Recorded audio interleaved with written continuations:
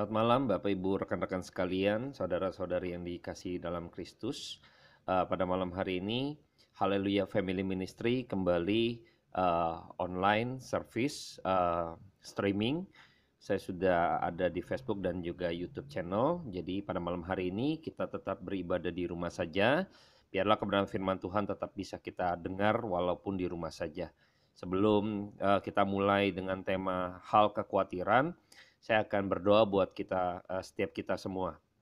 Saya akan berdoa buat setiap kita sebelum kita memulai. Bapa dalam surga, terima kasih buat kemurahan Tuhan, anugerah Tuhan pada malam hari ini, sehingga kami boleh dipertemukan kembali dengan kebenaran firman Tuhan, perkataan Allah yang kekal itu pada malam hari ini melalui live streaming maupun juga online service. Kiranya Tuhan memberikan kami pencurahan Roh Kudus-Mu untuk kami bisa dibukakan mata hati rohani kami, agar kami boleh dicelikan kembali, kami boleh dibangkitkan kerohanian kami, iman kami boleh ditumbuh kembangkan dengan pengajaran-pengajaran yang sehat yang berasal dari perkataan Allah yang kekal itu. Mari Bapak urapi setiap hati dan pikiran setiap kami dimanapun kami berada yang mendengarkan kebenaran firman Tuhan pada malam hari ini. Dengan segala keterbatasan yang ada, kami percayakan semua di dalam nama Tuhan Yesus Kristus. Dengan kuasa Roh Kudus-Mu Tuhan, Tuhan akan bekerja, berkarya atas setiap anak-anak-Mu dan setiap jiwa-jiwa Tuhan yang mendengarkan kebenaran firman Tuhan ini. Berkuasalah atas kami. Dalam nama yang kudus, hamba menyerahkan waktu ke depan ke dalam tangan Tuhan. Amin. Baik, saya akan bacakan dulu sebagian daripada kebenaran firman Tuhan yang terambil dalam Matius 6. Saya akan kutip saja di ayatnya yang ke-31 sampai 34. Ya, mengenai hal kekhawatiran nanti Bapak Ibu, rekan-rekan saudara sekalian bisa melihat di rumah dan membaca kembali perikopnya di rumah masing-masing. Sebab itu janganlah kamu khawatir dan berkata, apakah yang akan kami makan, apakah yang akan kami minum, apakah yang akan kami pakai. Semua itu dicari bangsa-bangsa yang tidak mengenal Allah. Akan tetapi Bapamu yang di surga tahu bahwa kamu memerlukan semuanya itu. Tetapi carilah dahulu kerajaan Allah dan kebenarannya, maka semuanya itu akan ditambahkan kepadamu. Sebab itu janganlah kamu khawatir akan hari besok, karena hari besok mempunyai kesusahannya sendiri. Kesusahan sehari cukuplah untuk sehari. Nah, ini menarik ya, ketika firman Tuhan mengatakan bahwa setiap hari itu mempunyai kesusahannya sendiri gitu ya. Jadi setiap hari ini temanya kita hidup nih susah gitu ya. Jadi kesulitan, kesusahan gitu. Ini temanya dalam hidup tuh demikian gitu ya. Kita tahu bahwa di dalam waktu Kejadian 3 manusia jatuh dalam dosa, maka pada waktu itu juga saya akan bacakan buat setiap kita, saya akan bacakan ketika itu manusia jatuh dalam dosa, maka Tuhan memberikan hukumannya gitu ya. Kejadian 3 di dalam ayatnya yang ke-16 saya akan bacakan buat setiap kita firman-Nya kepada perempuan itu. Susah payamu waktu mengandung akan kubuat sangat banyak, dengan kesakitan engkau akan melahirkan anakmu, gitu ya. Dan di ayat ke-17 juga nih saya akan bacakan. Lalu firman-Nya kepada manusia itu, karena engkau mendengar perkataan istrimu dan memakan dari buah pohon yang telah kuperintahkan kepadamu, jangan makan daripadanya, maka terkutuklah tanah karena engkau. Dengan bersusah payah engkau akan mencari rezekimu dari tanah seumur hidupmu. Semak duri dan rumput duri yang akan dihasilkannya bagimu, dan tumbuh-tumbuhan di padang akan menjadi makananmu. Dengan berpeluh engkau akan mencari makananmu, sampai engkau kembali lagi menjadi tanah, karena dari situlah engkau diambil. Sebab engkau debu dan engkau akan kembali menjadi debu. Nah, ini temanya juga kesusahan. Jadi kita simpulkan bahwa temanya juga kesusahan di dalam ketika manusia jatuh dalam dosa gitu ya. Nah, bagaimana ketika kita sudah menjadi percaya kepada Kristus, sama ketika kita menjadi murid Kristus, maka temanya salib. Salib itu ya kesusahan juga temanya, penderitaan, masuk dalam kesengsaraannya Tuhan gitu ya. Jadi saya akan mencoba kita berpikir dengan cara pandangnya Allah dengan dunia itu berbeda gitu ya. Bagaimana yang disebutkan dengan kemuliaannya dunia dengan kemuliaannya Kristus, kemuliaan Bapa, kemuliaan dari pandangan Allah itu berbeda sekali, kontras sekali. Dan kita akan coba bahas gitu ya. Jadi sejak waktu kita lahir ke dalam dunia ini, temanya itu kesusahan atau kesulitan. Maka kita sadar ketika anak saya dilahirkan, lalu anak saya menangis. Nah, di situ saya tahu bahwa sadar bahwa dalam manusia yang dilahirkan itu semua temanya kesusahan. Dari kecil, dari bayi waktu kita lahir, kita sudah menangis.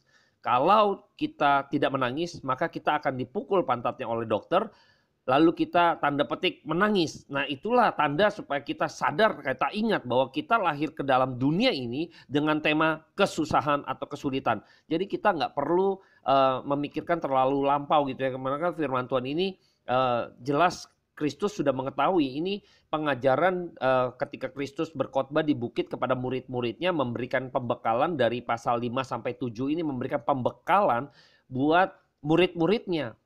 Jadi ketika kita melihat bahwa hal kekhawatiran yang pada malam hari ini kita bahas, bahwa kita harus sadar bahwa kesusahan itu kita pasti harus alamin, dan itu hari lepas hari pasti ada kesusahannya sendiri. Jadi nggak usah terlalu kita gimana ya, ini hal yang emang sudah Tuhan adakan gitu. Maksudnya di tengah-tengah dunia ini emang temanya susah. Apalagi waktu kita percaya kepada Kristus, nah itu dia, nambah susah lagi. Mengapa? Karena pada waktu kita memberikan diri kita untuk percaya kepada Kristus, memberikan diri untuk dibaptis, lalu kita pada saat yang bersamaan kita sedang memproklamirkan sebagai musuh daripada dunia. Bayangkan kita sedang menantang dunia, dan dunia ini tentu tidak suka dengan kita. Maka kesulitan akan bertambah tentunya, kesusahan juga akan bertambah. Tapi ketika kita mendengar ini seakan-akan kalau gitu mendingan gak usah jadi orang Kristen ya Pak. Karena susah, sulit gitu ya.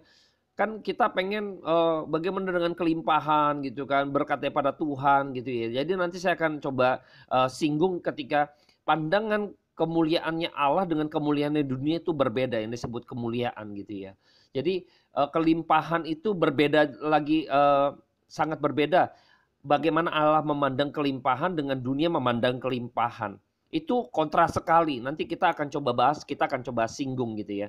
Nah, saya akan coba perlahan menyikapi ayat yang ke-25 dan beberapa ayat gitu ya. Saya akan bacakan di dalam Matius 6 ayat 25. Karena itu aku berkata kepadamu, janganlah khawatir akan hidupmu, akan apa yang hendak kamu makan atau minum.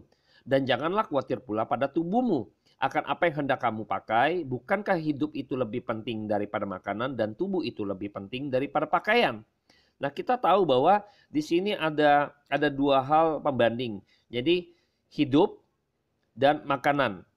Hidup intangible things atau tidak kelihatan, sesuatu yang tidak kelihatan. Makanan sesuatu yang bersifat kelihatan ya. Jadi hidup lebih penting daripada makanan. Jadi bukan hidup untuk makan, tapi makan untuk hidup. Maka hidup menjadi tujuan yang lebih penting daripada makanan. Jadi intangible things lebih penting, that's important dari sesuatu yang bersifat tangible things atau yang kelihatan. Jadi kita diajak untuk bisa melihat bahwa ada sesuatu yang tidak kelihatan, itu yang jauh lebih penting yang harus kita gumulkan. Dan yang kedua adalah mengenai tubuh dan pakaian. Tubuh ini berada di dalam, pakaian ini berada di luar. Jadi tubuh lebih penting, yang sesuatu yang berada di dalam lebih penting daripada pakaian yang berada di luar.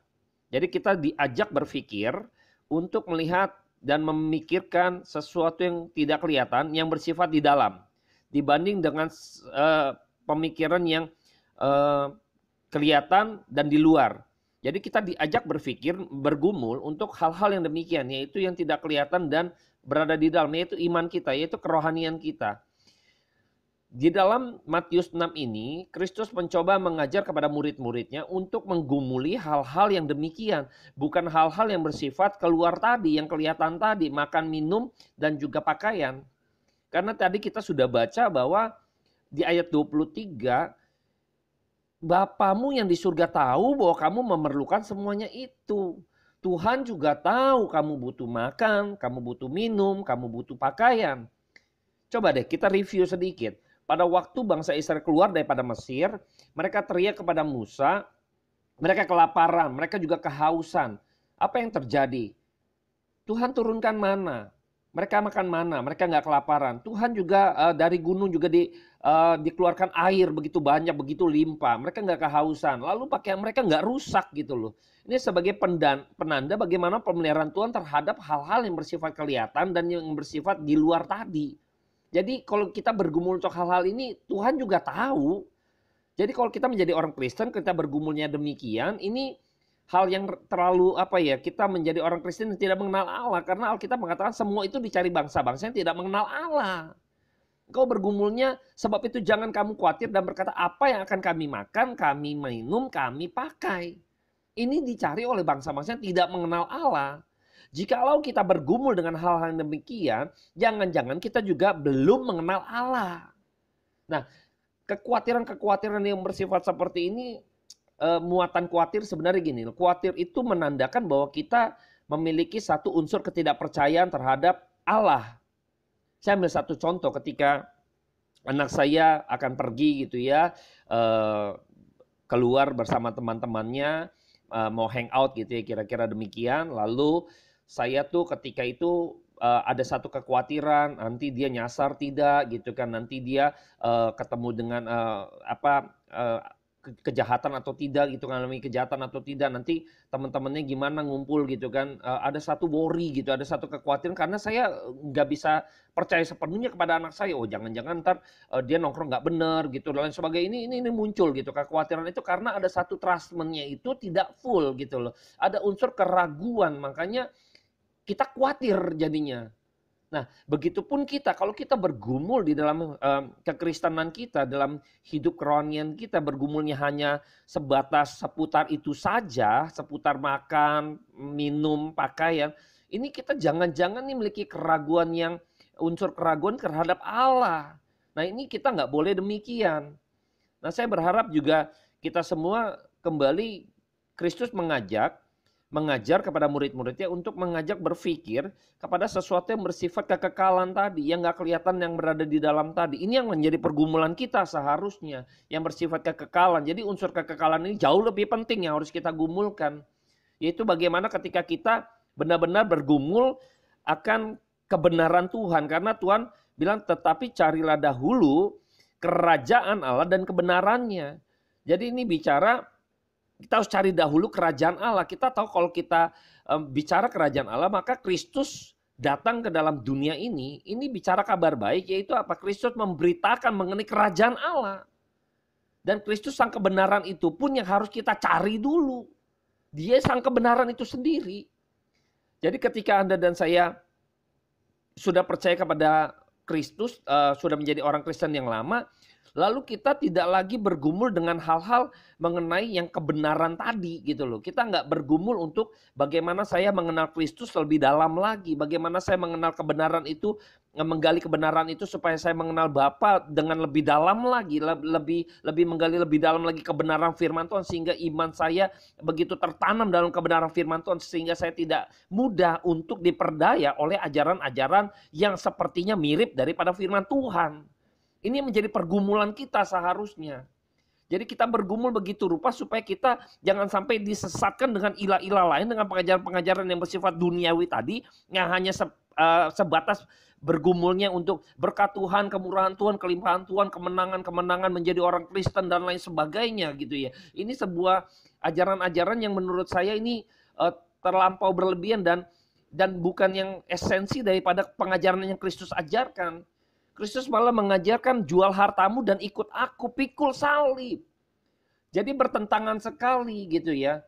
Jadi bukan berarti nanti orang komentar gitu ya bahwa kalau gitu Pak, kalau jadi orang Kristen susah menderita, ya saya nggak mau jadi orang Kristen. Loh, orang jadi orang Kristen itu pikul salib. Tuhan bilang kok mau ikut saya gitu kan, jual hartamu, kasih ke orang miskin, bersedekah, lalu ikut aku. Kenapa? Karena Tuhan gak mau engkau melekat kepada hal-hal yang bersifat duniawi tadi. Maka Tuhan seringkali kalau di dalam Injil Lukas itu hal kekhawatiran dan hal mengumpulkan harta itu menjadi satu perikop. Tapi di dalam Matius ini dipisah gitu ya. Jadi ada hal mengumpulkan harta lalu hal kekhawatiran. Ini ada satu kaitannya gitu. Alkitab mengatakan bahwa di mana hartamu berada, di situ hatimu berada. Jadi ketika kita bergumul atas harta kita yang bersifat sementara tadi, bergumul di dalam dunia kesementaraan ini, maka Tuhan kan selalu membandingkan dengan mamon gitu ya. Jadi ketika kita berasa bahwa harta tadi itu kita memikirkan yang hal-hal demikian dengan harta sementara itu kita bergumul, maka hati kita melekat kepada sana, maka kita nggak menjadi berkenan di hadapan Tuhan. Karena Tuhan udah bilang orang kaya itu sukar masuk kerajaan surga. Tuhan Yesus mengingatkan Bukan berarti orang kaya itu berarti bukan orang percaya Kristen, bukan pengikut Kristus, itu pasti orang berdosa. Tidak. Tuhan cuman bilang orang kaya sukar masuk kerajaan surga. Jadi bukan berarti jadi orang Kristen juga nggak boleh kaya, nggak demikian gitu loh. Tapi ketika engkau mengenal Allah dengan benar, engkau benar-benar mencari dahulu kerajaan Allah, sehingga Allah meraja atas hidupmu, sehingga engkau mengetahui kehendak Tuhan, maka ketika di dalam kekayaan yang Tuhan berikan, yang Tuhan izinkan engkau di dalam kesementaraan engkau miliki, maka engkau masuk dalam kehendak Tuhan, maka engkau mampu mengelola kekayaan yang Tuhan berikan itu untuk kepada rencana dan kehendak Dia. Itulah kebenarannya. Ini yang harus kita gumulkan. Karena kalau kita tidak gumulkan demikian, maka kita akan sulit untuk masuk ke dalam kerajaan surga. Karena kita memikirkan hal-hal yang bersifat duniawi tadi, yang bersifat sementara. Kita nggak sebenarnya Kristus mengajak untuk kita memikirkan pekerjaan-pekerjaan yang lebih besar, itu pekerjaan-pekerjaan yang dalam kekekalannya, yaitu masuk dalam rencana dan kehendak Dia. Jadi kalau kita memiliki harta yang dipercayakan oleh Tuhan misalnya, lalu kita melepaskan hal itu untuk masuk dalam kerajaan, masuk dalam kehendak Tuhan, di dalam rencana Tuhan untuk kerajaan Allah, maka itulah yang berkenan, itulah yang benar. Tapi seringkali kan sulit, kadang ada judul film gitu ya, kejarlah daku kau kutangkap. Jadi ini sama seperti uang. Kita seolah-olah kita mengejar uang gitu ya. Pada waktu uang kita kejar, lalu kita berasa kita sudah menguasai uang atau sudah mendapati uang. Sebenarnya terbalik. Kita nggak pernah mendapati atau menguasai uang. Justru uang yang mendapati kita, justru uanglah yang menguasai kita. Jadi ketika kita dari mana tahu bahwa saya menguasai uang? Caranya satu, yaitu Anda dan saya mampu melepaskan uang. Disitulah tanda Anda menguasai uang. Jadi tidak dikuasai uang. Jadi dengan cara Anda melepaskan hak itu untuk kepada masuk dalam kehendak dan rencana Tuhan. Melepaskan uang itu misalnya untuk pekerjaan Tuhan, misalnya untuk sedekah, untuk memberi kepada orang miskin dan lain sebagainya. Karena Tuhan mengatakan jual hartamu dan bagi ke orang susah dan sedekah, lalu ikut aku, pikul salib. Ini semua ajaran-ajaran dalam Alkitab yang tertulis gitu loh. Jadi saya berharap kita bergumul justru kepada hal-hal yang bersifat kekekalan tadi. Yuk mari kita bergumul, apakah dalam hidup ini saya sudah mengerti, mengenal Allah sehingga mengetahui di dalam kepekaan rohani saya begitu peka. Sekarang saya tahu mengapa Tuhan titipkan harta misalnya, atau dalam kesulitan ada rencana Tuhan apa di balik ini semua. Kita harus bisa masuk di dalam rencana dan kehendak Dia. Ini yang kita harus gumulkan gitu loh. Jadi bukan lagi bergumul untuk hal-hal yang demikian yang seperti yang tidak mengenal Allah, orang-orang yang seperti yang tidak mengenal Allah gitu. Jadi saya berharap kita semua ini bergumul untuk hal-hal yang lebih jauh lagi, yaitu mengenal Kristus, mengenal Bapa, mengenal kebenaran. Seperti apa kebenarannya? Jadi saya berharap kita coba memikirkan ini gitu, meluangkan waktu kita untuk merenungkan. Selama ini jangan-jangan kita menjadi orang Kristen bergumul seputar hal-hal yang seperti bangsa-bangsa yang tidak mengenal Allah. Jangan, kita harus berubah. Kita harus berubah dalam pergumulan kita, yaitu kita menggumulkan, Tuhan tolong saya nih. Saya bingung misalnya gitu ya. Sekarang banyak pengajaran-pengajaran yang begitu menyedangkan telinga, yang sepertinya mirip firman gitu ya. Jangan-jangan saya disesatkan. Jadi kita bergumul, jangan sampai Tuhan jangan sesatkan saya. Supaya saya tahu Roh Kudus mari tuntun saya. Supaya saya mengenal kebenaran. Supaya saya benar-benar bisa mengetahui mana kebenaran yang sejati. Itu yang harus kita kejar. Yang nggak kelihatan, yang berada di dalam tadi. Ya, jadi jaga iman saya. Bergumul untuk hal-hal demikian. Bergumul supaya kita mengetahui kehendak Tuhan. Maksud dalam kehidupan kita ini, apa rencana Tuhan dalam hidup saya. Kita harus kaitkan itu dalam kekekalan Allah. Apa rencana kekekalan Tuhan dalam hidup saya sementara. Kita bergumul hal-hal yang demikian. Jangan lagi bergumul hal-hal yang bersifat tadi itu. Yang tidak mengenal, seperti orang yang tidak mengenal Allah. Nah, saya berharap kita makin dewasa bertumbuh. Semakin kita mencari kebenaran-kebenaran Tuhan. Maka ketika kita sudah benar-benar mengenal Kristus dengan firman-Nya, maka Roh Kudus akan tuntun kita.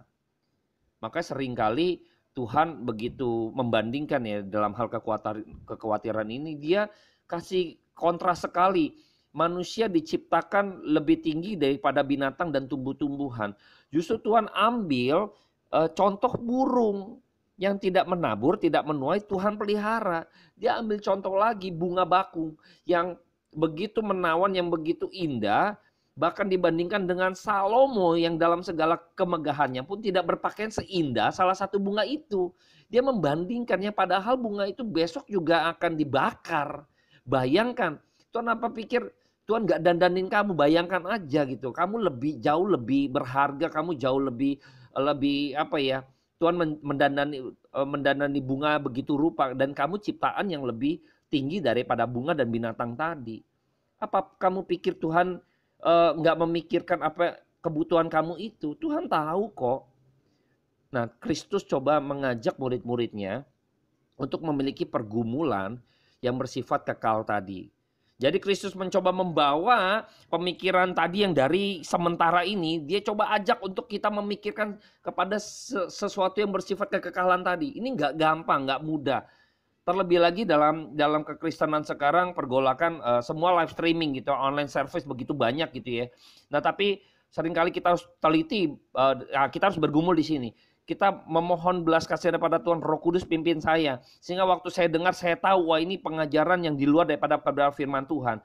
Banyak seringkali orang-orang Kristen yang jadi Kristen itu didirect untuk, kalau engkau pekerjaan susah gitu ya, maka engkau percaya kepada Kristen, menerima Kristus, maka lihat bagaimana nanti Kristus akan memberkati pekerjaanmu gitu ya, karirmu mandek, lalu yuk serahkan dirimu, menerima diri dibaptis, percaya kepada Kristus, maka lihat bagaimana nanti Tuhan akan membangkitkan atau memposisikan karirmu gitu kan. Lihat nanti bagaimana Tuhan bekerja dalam hidupmu. Didirect dengan hal-hal yang demikian yang notabene Tuhan bilang ikut aku pikul salib, jual harta, lain sebagainya. Temanya juga kesusahan atau kesulitan.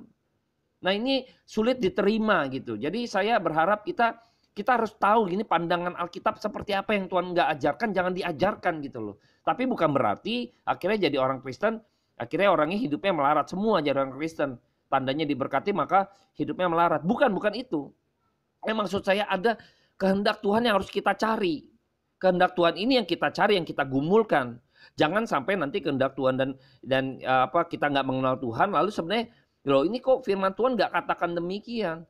Tuhan nggak bilang di dalam kebenaran, kita tahu di dalam kitab Injil gitu kan. Yuk barang siapa yang ikut aku maka yang sakit sembuh, nanti nggak perlu susah, nggak perlu pokoknya hidupnya enak, kelimpahan terus sama saya, makan kenyang lain sebagainya, dikenyangkan dengan roti, saya kan jago bikin mukjizat, mari ikut aku gitu kan.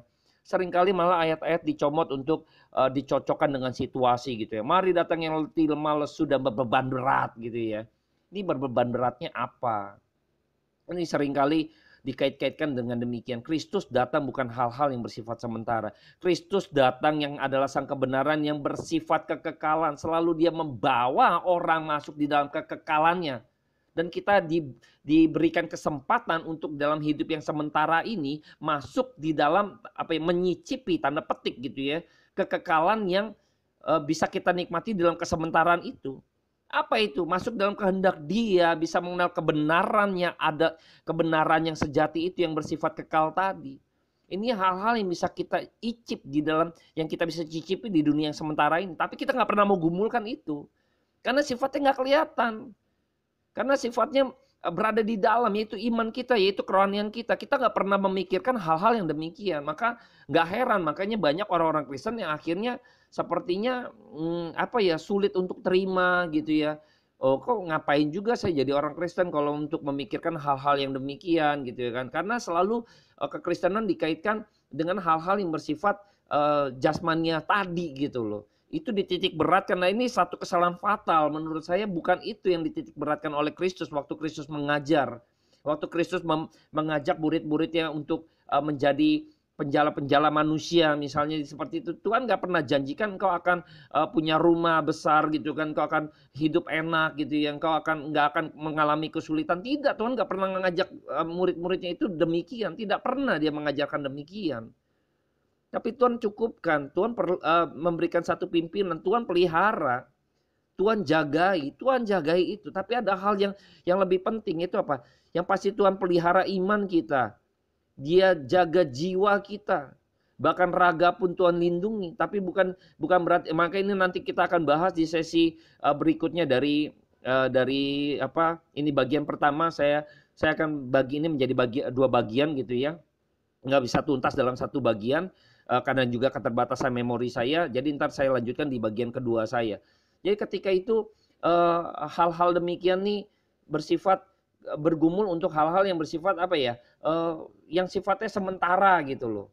Kita nggak demikian. Tuhan bukan nggak memikirkan yang sementara. Tuhan justru tahu kamu butuh itu semua gitu loh. Tapi Tuhan mau ajak kita, yuk kita bergumulnya bukan yang sifat sementara. Kita bergumulnya hal-hal yang bersifat kekal. Makanya Kristus mencoba mengajak murid-muridnya untuk memikirkan yang bersifat kekal tadi. Ini kita diajak untuk merenungkan kembali bahwa sesungguhnya yang kita khawatirkan itu yang itu yang harus kita khawatirkan. Karena di dalam pergumulan kita itu yang harus kita gumulkan justru hal-hal yang bersifat berbau kerohanian atau iman gitu. Itu yang harus kita gumulkan. Apakah kita sampai hari ini sudah mengetahui bahwa saya mengenal Allah yang benar? Ini yang harus kita gumulkan. Jadi mohon Roh Kudus, jangan-jangan selama ini saya memiliki iman yang salah. Ini yang harus kita gumulkan. Jangan-jangan kita memiliki tertanam di dalam pengajaran-pengajaran yang salah. Ini harus kita gumulkan. Nah ini yang harus kita gumulkan ketika Anda mungkin saat ini mendengar pengajaran yang dari saya gitu ya. Seakan-akan kok berbeda dengan yang pernah Anda dengar gitu kan. Ya udah Anda gumulkan. Coba Anda berani gumulkan ini jangan langsung shoot down. Ini gak benar gitu kan. Ayo berani koreksi. Berani lihat sekarang kebenaran firman Tuhan. Berani melek firman Tuhan sekarang. Lihat apakah Kristus pernah mengajak kepada setiap pengikut-pengikutnya menjanjikan bahwa dia akan hidup kelimpahan. Tuhan janjikan kelimpahan gitu, secara jasmani, punya rumah, punya mobil dan lain sebagainya. Pekerjaanmu akan ditambah-tambahkan gitu kan. Ini seringkali semuanya itu akan ditambahkan kepadamu. Ini dikaitkan lagi dengan hal-hal yang bersifat jasmania. Bukan sifat jasmania. Justru harusnya sifat jasmania itu itu receh, itu dibawa. Justru ditambahkan gitu yang bersifat kekekalan tadi. Tapi kita nggak pernah mau bergumul tentang hal ini. Saya tantang kita semua saat ini. Maukah kita mengkoreksi, mengobrak-abrik mungkin sesuatu yang pernah kita dengar yang mungkin sekarang kita harus membandingkan, sekarang kita harus mencelikkan mata kita kembali, kita harus bongkar semuanya pemikiran-pemikiran kita yang sudah tertanam yang dulu mungkin tidak benar, harus kita bandingkan. Itulah pergumulan kita sekarang. Saya tantang kita semua. Yuk, mari buka hatimu gitu kan, bongkar semua pikiran-pikiranmu kembali kepada kebenaran firman Tuhan. Yuk yang sudah dulu ditanam gitu kan, waktu mungkin percaya kepada Kristen, menjadi orang Kristen, tanda petik startnya salah gitu kan, sekarang kita bongkar semua. Inilah yang pergumulan kita. Berani gak kita seperti itu? Nah, sekarang kita tantang semua. Yuk mari kita sekarang melek kebenaran firman Tuhan. Mari kita tidak lagi bergumul untuk hal-hal yang sifatnya makan, minum, dan pakaian tadi. Jangan. Mari kita sama-sama memikirkan cari dahulu kerajaan Allah dan kebenarannya.